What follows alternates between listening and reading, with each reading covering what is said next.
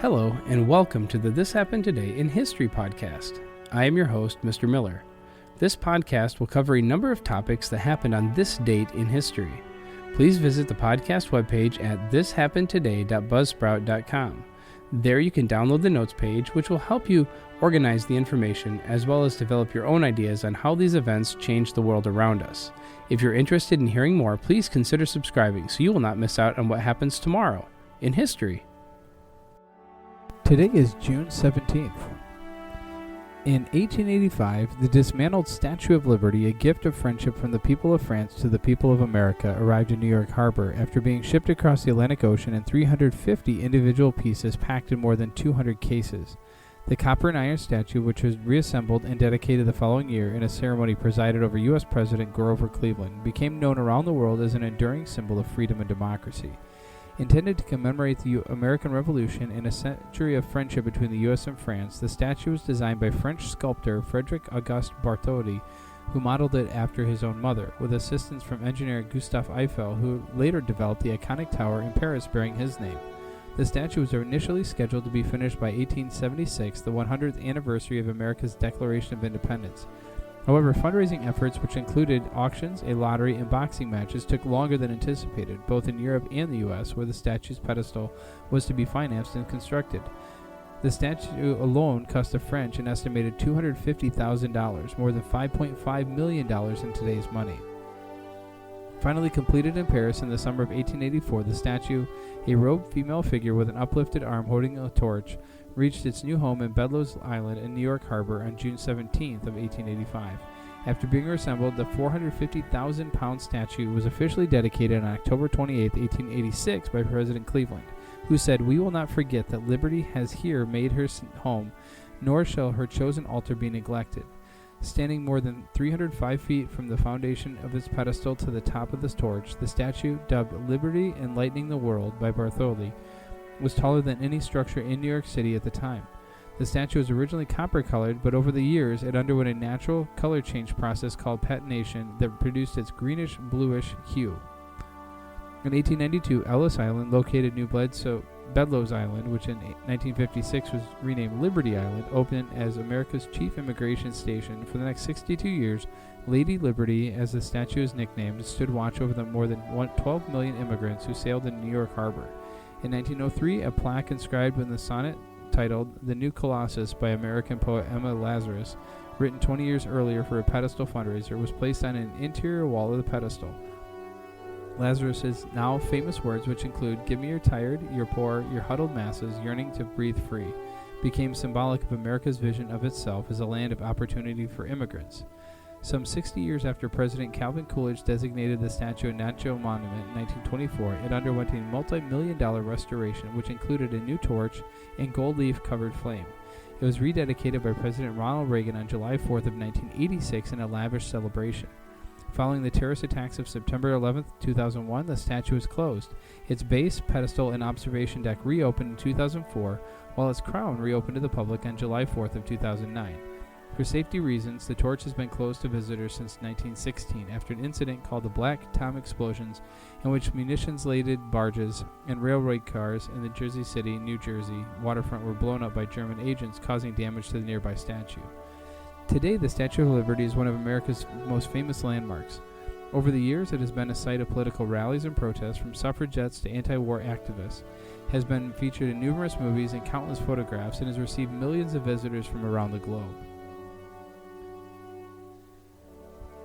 And second, the Ironworkers Memorial Second Narrows Crossing is also called the Ironworkers Memorial Bridge and Second Narrows Bridge, is the second bridge constructed at the Second Narrows of Burrard Inlet in Vancouver, British Columbia, Canada.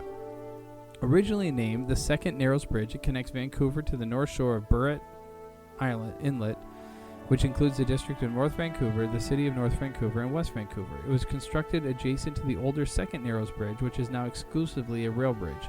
The First Narrows Bridge, better known as the Lionsgate Bridge, crosses Burrard Island about 8 kilometers west of the Second Narrows. The bridge is a steel truss cantilever bridge designed by Swan Wooster Engineering Company Limited. Construction began in November of 1957, and the bridge was officially opened on August 25, 1960. It cost approximately $15 million to build. The bridge is 1,292 meters long with a center span of 335 meters. It is part of the Trans-Canada Highway, Highway Number 1. Then on June 17, 1958, as a crane stretched from the north side of the bridge to join the two chords of the unfinished arch, several spans collapsed. 79 workers plunged 30 meters into water. 18 were killed either instantly or shortly thereafter, probably drowned by their heavy tool belts. A diver searching for bodies drowned later, bringing the total fatalities for the collapse to 19. In a subsequent Royal Commission inquiry, the bridge collapse was attributed to miscalculation by bridge engineers. A temporary arm holding the fifth anchor span was deemed too light to bear the weight. The bridge was renamed the Iron Workers Memorial Second Narrows Crossing in 1994 to honor the 19 workers who died in the collapse, along with the 4 others who died during the construction process. And finally, in the early morning of June 17, 1972, 5 men were arrested for breaking into the Democratic National Committee headquarters at the Watergate, an office hotel apartment complex in Washington, D.C. In their possession were burglary tools, cameras, and film, and 3 pen-sized tear gas guns. At the scene of the crime and in rooms the men rented at Watergate, sophisticated electronic bugging equipment was found. 3 of the men were Cuban exiles, 1 was a Cuban American, and the 5th was James McCord, Jr., a former CIA agent. That day, the suspects, who said they were anti-communists, were charged with felonious burglary and in possession of implements of crime. On June 18th, however, it was revealed that James McCord was salaried security coordinator for President Richard Nixon's re-election committee. The next day, E. Howard Hunt, Jr., former White House aide, was linked to the 5 suspects. In July, G. Gordon Liddy, finance counsel for the Committee for the Re-election of the President, was also implicated as an accomplice. In August, President Nixon announced that a White House investigation of the Watergate break-in had concluded that administration officials were not involved. In September, Liddy, Hunt, McCord, and the 4 Cubans were indicted by a federal grand jury on 8 counts of breaking into and illegally bugging the Democratic National Committee headquarters.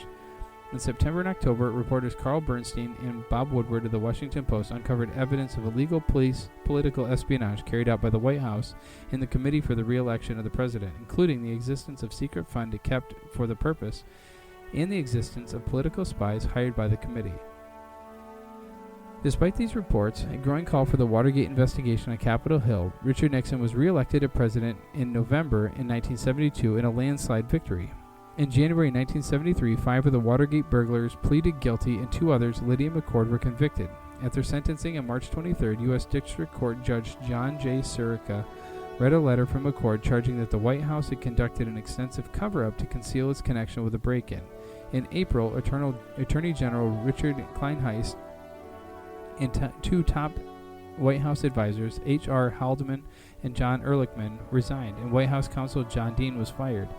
On May 17, 1973, the Senate Selection Committee on Presidential Campaign Activities, headed by Senator Sam Ervin of North Carolina, began televised proceedings of the rapidly escalating Watergate affair.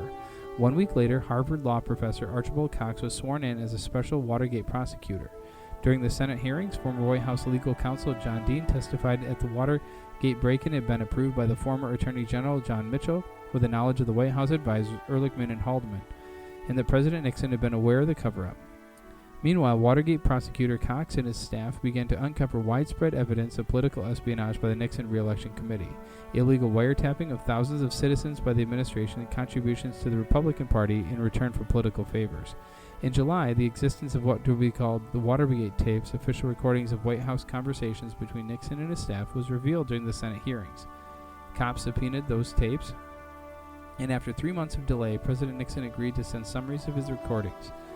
Cox rejected the summaries and Nixon fired him. His successor, a special prosecutor, Leon Jaworski, leveled indictments against several high-ranking administration officials, including Mitchell and Dean, who were duly convicted.